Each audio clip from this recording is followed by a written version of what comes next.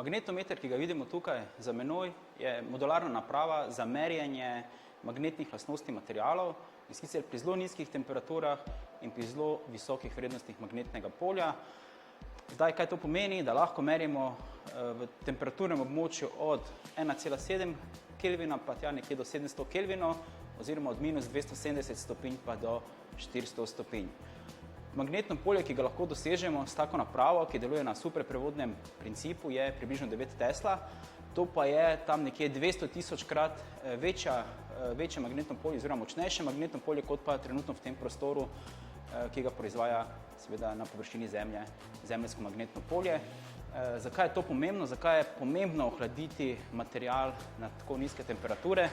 Samo zato, ker pri tem izgubimo oziroma izločimo temperaturni oziroma termični vpliv, pri visokih vrednostih magnetnega polja pa pride do izraza magnetizem materije.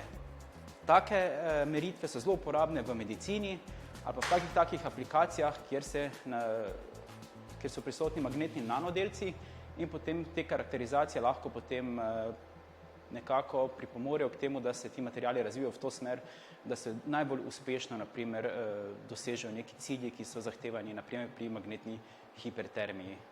Magnetometer je pridobljen v sklopu projekta RIOM.